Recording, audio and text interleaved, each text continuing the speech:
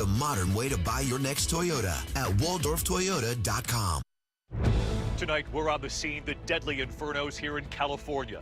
The staggering toll tonight, the historic wildfires across this state. The death toll growing, more than 30 dead now, more than 200 unaccounted for. And the new emergency right here along the highway today. There is a neighborhood right underneath here. Tonight, the families racing to get out, flames roaring on both sides of their cars. The nurse rushing seniors to safety when her own clothes catch on fire. Also tonight, the deadly police shooting, a black security guard holding down the alleged gunman until police can arrive. Authorities say when police do get there, an officer then shoots the guard dead. As witnesses were shouting, he's the security guard. The growing outrage tonight over this high school photo, the students appearing to give the Nazi salute. The tower scare at a major airport, the air traffic controller slurring her speech. Pilots in the air could not understand her. Growing alarm. Somebody up there that knows what they're doing. Tonight, the FAA now taking action. Your Health, the new cholesterol headline tonight, and new guidance for doctors when it comes to statins. And the new storm system racing from the south right into the northeast tonight. Heavy snow, rain, possible flash flooding from Philadelphia to New York to Boston in the path. And this evening here, celebrating an American original. From Spider-Man to the Hulk to Black Panther, the Marvel Master. This is ABC World News Tonight with David Muir, reporting tonight from Southern California. And good evening tonight from Malibu, California, where we begin another week here. We are back here tonight because the toll is truly unimaginable. The death toll is rising tonight. More than 30 dead in these fires. More than 200 people are still unaccounted for. They are hoping many of them are simply having difficulty getting through to loved ones amid the chaos and the devastation here. And look at this tonight, right behind me, one of the thousands of homes here in California gone, burned to the ground. You can see nothing left remains, just the frame of the garage here, but really nothing but ash. Gio Benitez and our team on the highway with so many other drivers suddenly witnessing the flames, shooting right beside them today, helicopters racing in, and not a moment too soon. And the wind driving the flames with the force of a tornado, this fire-nado as they call it, along the Pacific Coast Highway. Flames climbing up the hillsides in LA County, burning homes on the hilltops there. This time lapse of the mountain on fire seen from the beach in Malibu. People escaping through walls of flames, nearly 250,000 are under mandatory evacuation orders tonight. And of course, weary firefighters battling from the ground and from the air. There are new fires erupting, and we begin tonight with that moment on the highway not far from where we're reporting. ABC's Gio Benitez leading us off. Flames creeping up alongside this busy highway in Simi Valley as a helicopter swoops in. That county ship is going to try and lay down some water along the freeway. This seems to be the hot spot right here. 3 different agencies fighting this new fire from the sky. We're on Highway 118 here in the Simi Valley, and just look at all of the smoke here. Authorities are trying to put this fire out right now. You can see that helicopter. There is a neighborhood right underneath here.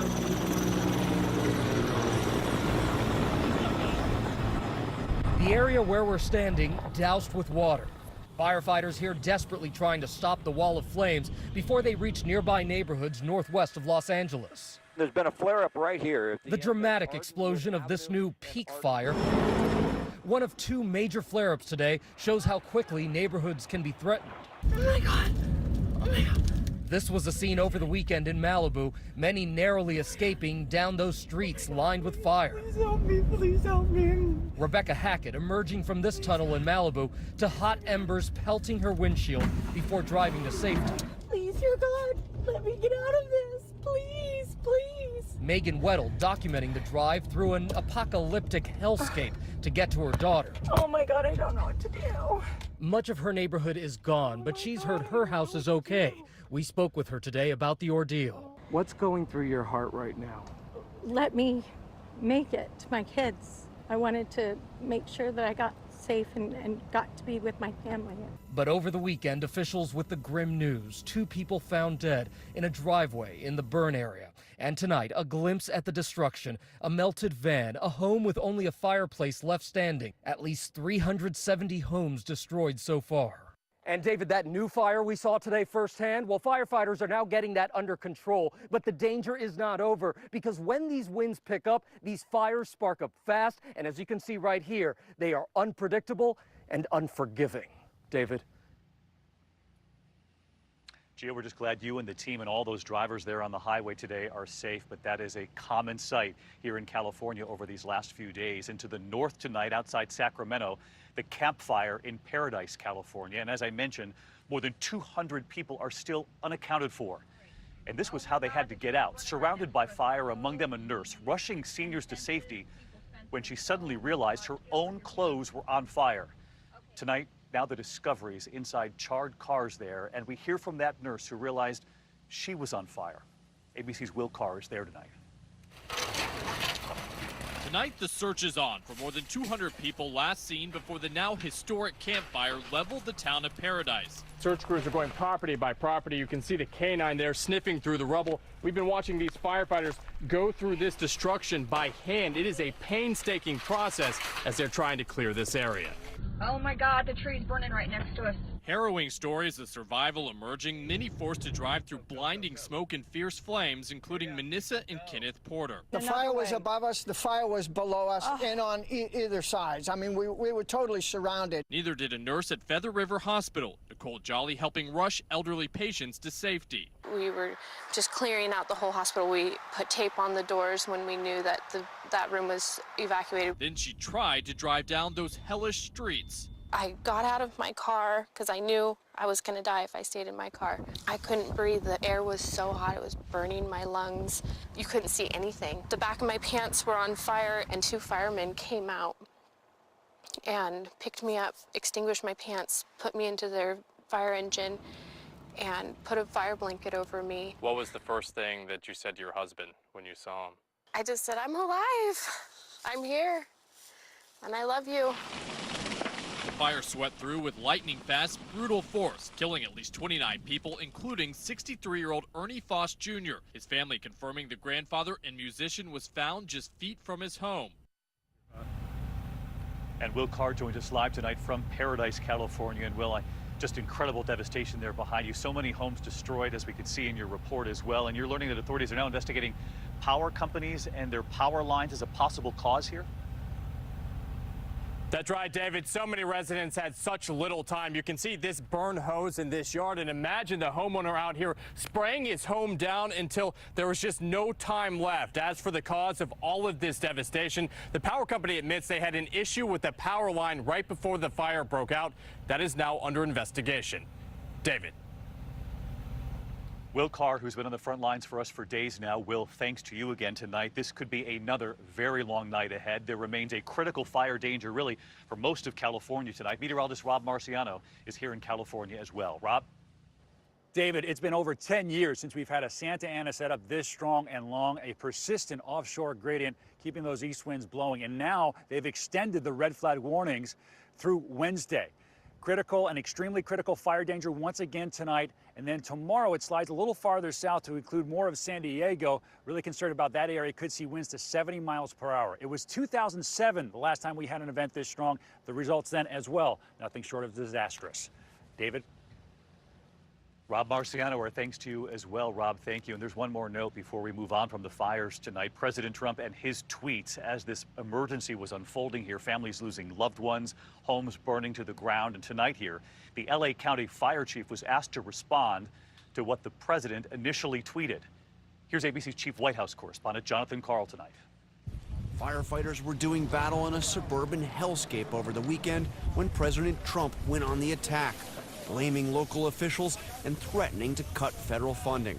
There's no reason for these massive, deadly, and costly forest fires in California, except that forest management is so poor. Remedy now or no more Fed payments. It's not clear exactly what the president was talking about, but today the LA County Fire Chief was asked about it. It's very hurtful for all first responders that are putting their lives on the line. And the president of the California Professional Firefighters Association called Trump's words, quote, ill-informed, ill-timed, and demeaning, adding, this shameful attack on California is an attack on all our courageous men and women on the front lines.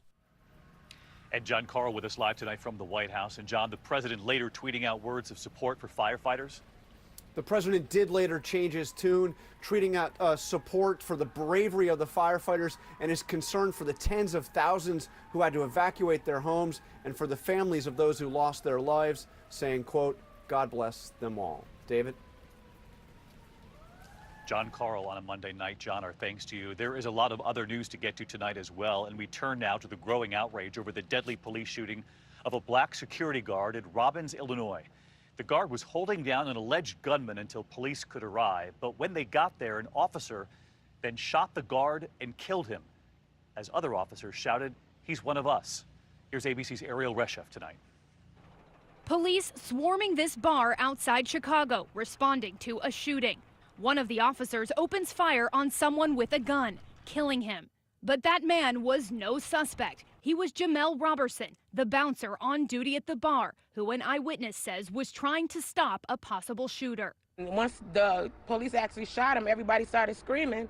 The officer started screaming, "He's one of us. He's security." The 26-year-old was an organist at this church. Tonight, one pastor is asking how this could have happened. How in the world does the security guard get shot by the police? A young man that was literally just doing his job, and now he's gone. And David, one friend says Robertson wanted to be a police officer. Tonight, the shooting is under investigation. The status of the officer who opened fire is unknown.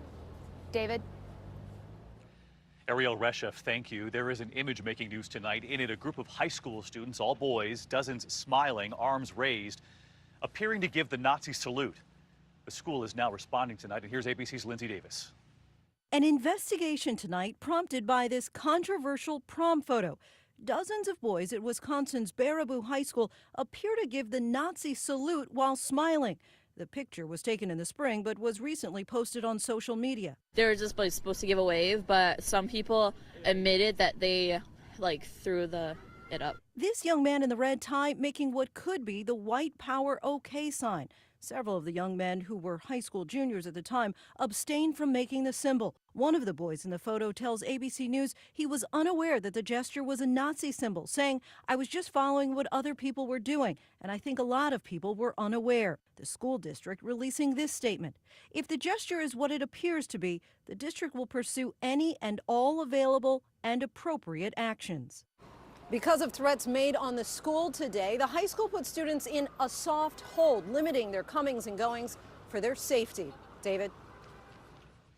Lindsay, thank you. Overseas tonight into the deadly escalation of the conflict between the Israelis and Palestinians. Tonight, the worst in years. Palestinians firing hundreds of rockets from Gaza into southern Israel, many intercepted by Israel's Iron Dome defense system, but many more slipping through. Israel retaliated with airstrikes, knocking out Hamas TV for a time. The violence was triggered by a botched Israeli undercover operation inside Gaza that killed 7 Palestinian militants and 1 Israeli officer. And from North Korea tonight, alarming satellite images, even as the White House and the president say progress has been made. A new analysis of satellite imagery concludes North Korea is going ahead with its missile program. Analysts say the image reveals 13 secret ballistic missile facilities where Pyongyang continues to develop its ability to launch conventional and nuclear warheads. North Korea abruptly canceling talks with Secretary of State Mike Pompeo that had been set for last Thursday. Back here at home tonight and to Florida now, the state famous for its presidential recount, and now a judge there is urging calm tonight in the Senate race. More than 8 million votes cast, fewer than 13,000 separate Republican Rick Scott from Democrat Bill Nelson. So tonight the recount is underway, and so is the drama. ABC's Victor Akendo in Broward County tonight. Working around the clock in Florida tonight to recount nearly 8.2 million ballots amid mounting tension. In the Senate race, fewer than 13,000 votes separate Democrat Bill Nelson from his Republican challenger, Governor Rick Scott. Senator Nelson is clearly trying to commit fraud to try to win this election. But today, a Florida judge found no sign of fraud. I am urging, because of the highly public nature of this case, to ramp down the rhetoric. David, they are scanning ballots right behind me. The deadline is Thursday, and if the candidates are still separated by just 0.25%, currently about 20,000 votes, then that triggers a manual recount. David? Victor Akendo from Florida. Victor, thank you. And here in California and really across the country tonight, celebrating an American original. The man